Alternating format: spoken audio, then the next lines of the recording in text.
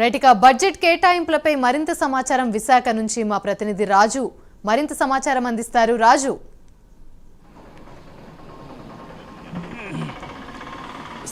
అంటే పరిపాలన సౌభాగ్యం తెలిసిన ప్రభుత్వానికి, అదేవిధంగా పరిపాలన విధానాన్ని నేర్చుకుంటున్న ప్రభుత్వానికి రెండింటికి కూడా చాలా వరకు కూడా తేడా ఉంటుందని మనం చెప్పుకోవచ్చు. ఎందుకంటే చంద్రబాబు నాయుడు ఒక పరిపాలన ఏ విధంగా చేయాలి, ప్రజా సంక్షేమం ఏ విధంగా చేయాలి, దాంతోపాటు రాష్ట్రాన్ని ఏ విధంగా అభివృద్ధి చెందాలి అనే దాని మీద ఒక క్లియర్ కట్ విజన్తో వెళ్తున్న నాయకుడు చంద్రబాబు నాయుడు. అట్లాంటి చంద్రబాబు నాయుడు ఏదైతే కూటమి ప్రభుత్వం ఏర్పాటు అయిన తర్వాత దానికి సంబంధించి ప్రతిదీ కూడా పక్కాగా ప్లాన్ చేసుకుంటూ పూర్తి స్థాయిలో కూడా ఒకవైపు 5 ఏళ్లలో ఏదైతే రాష్ట్ర ప్రభుత్వం కుంటిపడిందో అభివృద్ధిని మెరుగుపరచడంతో పాటు అదేవిధంగా సంక్షేమ పథకాలను కూడా అదే స్థాయిలో ముందుకు తీసుకెళ్లాలంటూ ఆలోచన చేస్తూ ఈరోజు ముందుకు వచ్చారు. అయితే కూటమి ప్రభుత్వం ఏర్పాటు అయిన తర్వాత ఏదైతే మొట్టమొదటిసారిగా అసెంబ్లీలో బడ్జెట్ ప్రవేశపెట్టారు, దాదాపుగా 2.94 లక్షల కోట్లతో ప్రవేశపెట్టిన ఈ బడ్జెట్ను చూస్తుంటే మొత్తం రాష్ట్ర ప్రజలందరూ కూడా ఒక్కసారిగా హర్షం వ్యక్తం చేస్తున్నారనేది మనకు చాలా స్పష్టంగా అర్థమవుతుంది. ఎందుకంటే ఇప్పటి వరకు ఏదైతే మన తిరుపతి హరిబాబు గారు చెప్పారో,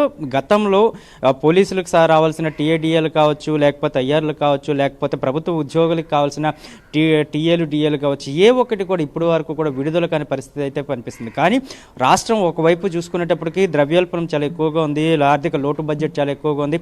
ఇటువంటి పరిస్థితుల్లో కూడా ప్రభుత్వ ఉద్యోగుల పట్ల, పోలీసుల పట్ల ప్రభుత్వం చూపిస్తున్న చిత్తశుద్ధిని చూస్తుంటే ఒక్కసారి ప్రతి ఒక్కరు కూడా హర్షం వ్యక్తం చేస్తున్నారు. ఎందుకంటే పోలీసులు గత 5 సంవత్సరాల నుంచి ఏదైతే ఆగిపోయిన పెండింగ్ బిల్స్ కావచ్చు, మిగతా వాటన్నిటిని కూడా క్లియర్ చేయాలంటూ చెప్తే, అదేవిధంగా ప్రభుత్వ ఉద్యోగుల పరంగా కూడా ఉన్న వాటన్నిటిని కూడా క్లియర్ చేయాలనుకున్నారు.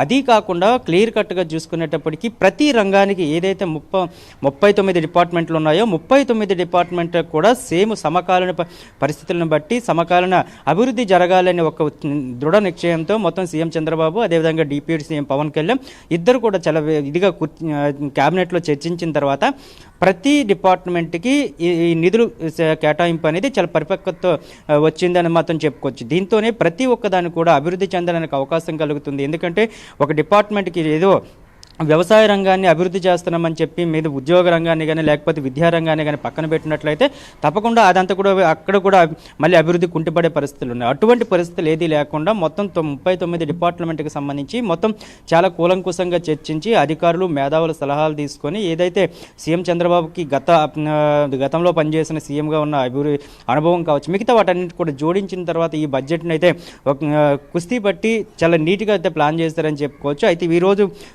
ప్రవేశపెట్టిన బడ్జెట్లో ఓవరాల్గా చూసుకునేటప్పటికీ అటవీ సంపదకి కావచ్చు, లేకపోతే పర్యావరణానికి కావచ్చు, ఇలాగ ప్రతి ఒక్క దాంట్లో కూడా పూర్తి స్థాయిలో కూడా బడ్జెట్ని అయితే ఇవ్వడం జరిగింది. వ్యవసాయ రంగానికి కూడా పెద్దపీట వేశారు, దాంతోపాటు విద్యా రంగాన్ని కూడా. ఎందుకంటే ఇప్పటికే వైఎస్ఆర్ నాయకులు కొంతమంది మాట్లాడడం జరుగుతుంది. ఎందుకంటే విద్యారంగాన్ని పక్కన పెట్టేశారు. గతంలో జగన్మోహన్ రెడ్డి ఉండేటప్పుడు పాఠశాలలు కానీ లేకపోతే అమ్మఒడి కానీ ఇవన్నీ ఇచ్చాం, కానీ ఇప్పుడు ఆ పరిస్థితి లేదు, దానికి కనీసం బడ్జెట్ కేటాయింపులు కూడా లేవు అని కూడా చెప్పుకొచ్చారు. కానీ వాటి మీద కూడా చాలా వరకు కూడా చర్చించిన తర్వాత అమ్మకు వందనం ఏదైతే ఉంటుందో అది కూడా విడుదల చేస్తాం నిధులు అని చెప్పారు. దాంతోపాటు విద్యారంగానికి కూడా కరెక్ట్గా నిధులను కూడా విడుదల చేసిన పరిస్థితి కనిపిస్తుంది. అది కాకుండా గ్రామీణ ప్రాంతాలను అభివృద్ధి చేయాలి. ఎందుకంటే డిప్యూటీ సీఎం పవన్ కళ్యాణ్కి సంబంధించి మొట్టమొదటిగా ఆయన ఎంచుకున్న రూట్ ఒక విధంగానే ఉంటుంది. ఎందుకంటే ఏ రాష్ట్రానికి పల్లెటూళ్ళు మాత్రమే పట్టుకొమ్మలుగా ఉండాలి, అవి అభివృద్ధి చెందినట్లయితే ఆటోమేటిక్గా పట్టణాలు కూడా అభివృద్ధి చెందుతాయని ఒక సదుద్దేశంతో ఆయన అయితే ముందుకు వెళ్ళడం జరుగుతుంది. కనుక పల్లెటూర్లకు సంబంధించి గ్రామాల్లో ఎటువంటి నీటి వసతులు కావచ్చు, లేకపోతే రోడ్డు సౌకర్యాలు కావచ్చు, లేకపోతే పల్లెటూరులో ఉన్న ఏదైతే ప్రభుత్వ విద్యాలయాలు కావచ్చు, ప్రతి ఒక్కదానికి కూడా దానికైతే నిధులు కేటాయించడం అయితే జరిగింది. ఇవన్నీ కూడా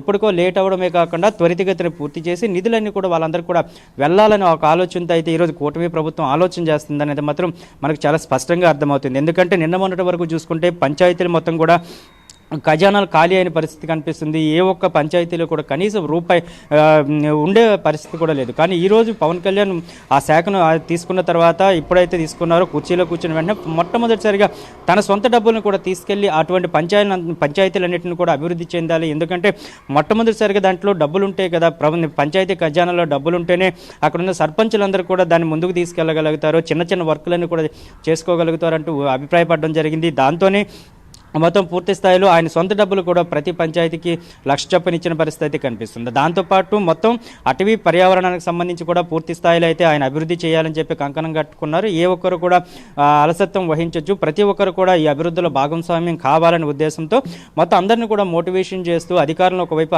అప్రమత్తం చేస్తూ మరోవైపు చూసుకుంటే కార్యకర్తలని నాయకుల్ని అప్రమత్తం చేసుకుంటూ మొత్తం పూర్తి స్థాయిలో కూడా పవన్ కళ్యాణ్ ఒక విజన్ ఉన్న నాయకుడుగా దూసుకెళ్తున్న పరిస్థితి కనిపిస్తుంది. ఒక విధంగా చూసుకున్నప్పటికైతే అక్కడ చంద్రబాబు నాయుడు విజన్తో కూడిన లీడర్ అంటూ చంద్రబాబు నాయుడుకి ఒక విధమైన పేరుంది. అదేవిధంగా ఇక్కడ నిబద్ధతతో కూడిన లీడర్గా పవన్ కళ్యాణ్కి పేరుంది. కనుక ఇద్దరు కలిసి ఈ ప్రభుత్వాన్ని నడిపిస్తున్న తీరు, ఈరోజు ఏదైతే బడ్జెట్ ప్రవేశపెట్టిన తీరు మొత్తం అన్నింటినీ చూస్తుంటే రాబోయే మరో 4 ఏళ్ల తర్వాత ఆంధ్ర రాష్ట్రం యొక్క రూపురేఖలు ఖచ్చితంగా మారబోతున్నాయి అనేది మాత్రం ఒక సంకేతం వచ్చిన పరిస్థితి కనిపిస్తుంది. ఎందుకంటే ఎక్కడ కూడా లోటు బడ్జెట్ ఉంది కదా, మా అందరూ కూడా ఇబ్బంది పడతాం. ఒకవేళ కానీ ఇప్పుడు ప్రకటించినట్లయితే మాత్రం తప్పకుండా ఆ నిధులన్నీ కూడా ఆయా శాఖలకు చేరవేయాలి, ఆ నిధులందరూ కూడా విడుదల చేయాలి, ఇవ్వకపోతే మళ్ళీ నవ్వులు పాలవుతామంటూ కూడా వాళ్ళందరూ కూడా భయం ఉంటుంది. కానీ అటువంటి దాన్ని కూడా ఏదో ఒక విధంగా మళ్ళీ సంపదను సృష్టించాలి, ఆ సంపదలోంచే రాష్ట్రాన్ని అభివృద్ధి చేసుకోవాలంటూ కూడా వీళ్ళంతా కూడా ఆలోచన చేస్తున్న పరిస్థితి కనిపిస్తుంది. అందుకోసమే మొత్తం కలిపి 2.94 లక్షల కోట్ల వరకు కూడా ఈరోజు బడ్జెట్ ప్రవేశపెట్టారు. అయితే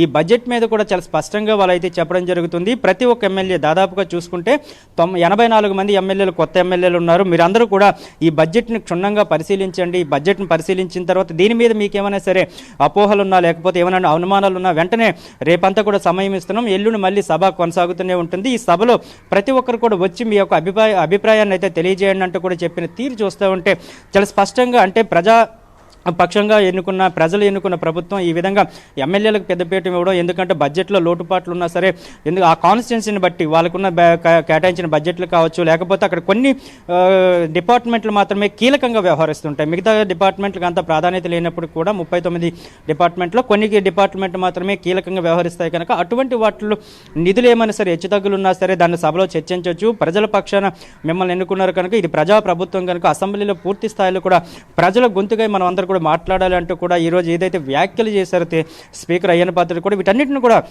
హర్షించదగ్గ విషయంగానే చెప్పుకోవచ్చు. ఎందుకంటే ప్రతి ఒక్క విషయాన్ని ఏదో బడ్జెట్ ప్రవేశపెట్టాము లేకపోతే అక్కడికి వెళ్ళి పేపర్ల మీద మాత్రమే పెట్టామని చూసుకోకుండా ఇదంతా కూడా పేపర్ల మీద పెట్టడానికి కాదు, ఇదంతా కూడా బ్యాంక్ అకౌంట్లోకి వెళ్ళాలి. తప్పకుండా ఈ నిధులన్నీ కూడా ప్రజలకు ఖర్చు అవ్వాలి. గత 5 ఏళ్ల కాలంలో ఏదైతే అభివృద్ధి కుంటుపడిందో ఆ అభివృద్ధిని ఈ రాగల 4 ఏళ్లలో కూడా చేసి చూపించాలి. ప్రజలు నమ్మకంతో ఓట్లు వేశారు కనుక ఆ నమ్మకాన్ని నిలబెట్టుకోవాలంటూ కూడా వీళ్ళంతా ఆలోచన చేస్తున్న తీరు చూస్తుంటే మొత్తం యావత్ రాష్ట్రం మొత్తం కూడా హర్షం వ్యక్తం చేస్తున్న పరిస్థితి కనిపిస్తుంది. దాంట్లో చాలా పర్టికులర్గా చూసుకునేటప్పటికీ మనకు వ్యవసాయం విద్యారంగాలకు సంబంధించి ఎప్పుడు కూడా కొంచెం అటు ఇటు చూసుకుంటూ వెళ్తూ ఉంటారు. ఎందుకంటే వ్యవసాయ రంగంపై ఆంధ్ర రాష్ట్రం ఎక్కువగా ఆధారపడి ఉంటుంది కనుక వ్యవసాయ రంగానికి కానీ లేకపోతే రైతులకు సంబంధించి కొంత ఆలోచించు ప్రభుత్వాలు నిర్ణయాలు తీసుకుంటాయి. కానీ ఇక్కడున్న కూటమి ప్రభుత్వానికి సంబంధించి పూర్తి స్థాయిలో ఏదైతే రైతుకి ఇవ్వాల్సిన బీమా కావచ్చు లేకపోతే పంటకి ఇవ్వాల్సిన సాయం కావచ్చు ప్రతి ఒక్క దాని మీద కూడా కూలంకుశంగా చర్చించి దానికి కేటాయించిన బడ్జెట్ను కూడా చాలా ఎక్కువగానే బడ్జెట్ను కేటాయించారు. రైతు కళలో ఆనందం చూడాలి. ఎందుకంటే అటు పవన్ కళ్యాణ్ కానీ లేకపోతే చంద్రబాబు నాయుడు కానీ ఇద్దరు కూడా రైతుల పక్షాన మాట్లాడుతున్న నాయకులు కానీ చెప్పుకోవచ్చు. ఎందుకంటే పవన్ కళ్యాణ్ ఇప్పటికే వ్యవసాయ రంగంపై ఎక్కువ దృష్టి సారిస్తారు. ఎందుకంటే ఆయనకు వ్యవసాయం అంటే చాలా ఎక్కువ ఇష్టం. ఆ వ్యవసాయంలో ఉన్న లోటుపాట్లు కూడా అంటే పూర్తి స్థాయిలో ఆయన కూడా కొద్ది కాలంగానే సమయం దొరికినట్లయితే ఆయన కూడా ఫార్మర్గానే రైతుగానే ఆయన కూడా వ్యవసాయం చేస్తూ ఉంటారు కనుక దాంట్లో ఉన్న లోటుపాట్లు కానీ రైతులు పడుతున్న కష్టాలు కానీ ఆయనకు తెలుసు కనుక పక్కగా రైతులకు న్యాయం చేయాలి, రైతులకు పెద్దపీట వేయాలన్న దాంట్లోనే వ్యవసాయ రంగానికి పూర్తి స్థాయిలో కూడా కేటాయింపులు జరిగించడం జరిగింది. దాంతోపాటు నీటిపారుదలకు సంబంధించి కానీ లేకపోతే ప్రాజెక్టుల విషయంలో కూడా చాలా సీరియస్గానే తీసుకున్నారని చెప్పుకోవచ్చు. ఎందుకంటే ప్రాజెక్టుల విషయంలో కేంద్రం ఇవ్వాల్సిన బడ్జెట్తో పాటు ఏదైతే రాష్ట్రం ఇవ్వాల్సిన బడ్జెట్ను కూడా పూర్తి స్థాయిలో కూడా భరించాలంటూ కూడా ఆలోచనకు వచ్చిన పరిస్థితి కనిపిస్తుంది. ఎందుకంటే రాష్ట్ర ప్రభుత్వం జాతీయ ప్రాజెక్టులు అంటే పోలవరం ప్రాజెక్టు కానీ లేకపోతే మీరు మరికొన్ని ప్రాజెక్టులకి కేంద్రం నుంచి కొంత నిధులు వచ్చినప్పుడు కూడా పూర్తి స్థాయిలో దానికి మళ్ళీ రాష్ట్ర ప్రభుత్వం నుంచి కూడా నిధులు కేటాయించాల్సిన అవసరం ఉంటుంది. ప్రతి ఒక్క దాన్ని కూడా దీనికి కూడా రాష్ట్ర ప్రభుత్వం సిద్ధంగా ఉంది. అభివృద్ధి మాత్రమే మాకు చాలా ఇంపార్టెంట్. ఎందుకంటే అభివృద్ధి చేస్తామని ప్రజలు మాకు ఓటేసి గెలిపించారు కనుక తప్పకుండా మొదటి బడ్జెట్లోనే ప్రభుత్వానికి సంబంధించి కానీ లేకపోతే ప్రజల కోసం కానీ ప్రభుత్వం కట్టుబడి ఉంది కనుక ఈ ఒక బడ్జెట్ని కేటాయించామని చెప్తున్నది జరుగుతుంది. అయితే ఇది కాకుండా విద్యారంగంకి కూడా అదే స్థాయిలో కూడా చేయడం జరిగింది. ఎందుకంటే ప్రభుత్వ బడులు కావచ్చు లేకపోతే మిగతా వాటికి ఫీజు రింబర్స్మెంట్లు కావచ్చు ప్రతి ఒక్కదానికి కూడా పూర్తి స్థాయిలో కూడా విద్యార్థులు చాలా ప్రశాంతంగా చదువుకోవాలన్న ఆలోచనతోనే వీళ్ళంతా కూడా ఒక ఆలోచన చేస్తున్న పరిస్థితి కనిపిస్తుంది. దానికి తగ్గట్లు నిధులు కూడా కేటాయించారంటూ కూడా విద్యార్థులు కూడా సంతోషం వ్యక్తం చేస్తున్నారు. మరో విషయంలో చూసుకునేటప్పటికీ సాంకేతిక పరిజ్ఞానాలకు సంబంధించి కూడా ఇప్పటి వరకు కూడా నిధులు ఏ ప్రభుత్వం కూడా కేటాయించిన పరిస్థితి కాలేదు. గత 5 ఏళ్ళలో వైఎస్ జగన్మోహన్ రెడ్డి ఉండేటప్పుడు కనీసం సాంకేతిక రంగానికి సంబంధించి పూర్తిగా కూడా నిధులు నిలిపివేసిన పరిస్థితి కనిపించింది. కానీ ఈ రోజు ఉండేటప్పటికి కేవలం సాంకేతిక రంగానికి కాదు, సాంకేతిక రంగానికి అదేవిధంగా శాస్త్రవేత్త కూడా కావాల్సిన నిధులను అయితే కేటాయించిన పరిస్థితి కనిపిస్తుంది. ఎందుకంటే విద్యార్థులు నేటి పౌరులే రేపటి భవిష్యత్తు వద్ద ఉంటుంది కనుక దేశానికి అదేవిధంగా వాళ్ళందరినీ కూడా మంచి మార్గంలో నడిపించేందుకు, రాష్ట్రాన్ని అభివృద్ధి పదంలో నడిపించేందుకు కూడా పూర్తి స్థాయిలో కూడా బడ్జెట్ను కేటాయింపులు అయితే జరగడం జరిగింది. మొత్తం ఈ రోజు ఏదైతే బడ్జెట్ కేటాయింపు జరిగిందో దీనికి పూర్తి స్థాయిలో కూడా ఇంప్లిమెంటేషన్ అయితే మాత్రం ఒక సంవత్సరంలో ఆంధ్ర రాష్ట్రం యొక్క పురోగతి చాలా ఎక్కువగా ఉంటుంది, అభివృద్ధి కూడా అదేవిధంగా కాపాడుతుందని చెప్పుకోవచ్చు. ఎందుకంటే ఇప్పటికే రోడ్ల విషయాల్లో కావచ్చు, రోడ్ల విషయానికి కూడా సంక్రాంతి పండుగ వెళ్ళేలోపు అంటే జనవరి లోపల పూర్తి చేయాలని చెప్పారు. మొన్నటి వరకు చూసుకుంటే కనీసం ఒక్క గుంతను కూడా పూర్తి చేసిన పరిస్థితులు కాలేదు. కానీ ఈ రోజు చూసుకునేటప్పటికి ఓవరాల్గా మొత్తం రాష్ట్ర వ్యాప్తంగా ఉన్న 3600 కిలోమీటర్ల వరకు కూడా రోడ్లు వేసే పరిస్థితి ఉంది కనుక మొత్తానికి రాష్ట్రాన్ని ఒక సంవత్సర కాలంలో మరింత అభివృద్ధి పదంలో నడిపించడానికైతే ఇటు పవన్ కళ్యాణ్ అదేవిధంగా చంద్రబాబు నాయుడు కంకణం కట్టుకున్నారనే విషయాన్ని అయితే మనకు చాలా స్పష్టంగా అర్థమవుతుంది. Right, thank you.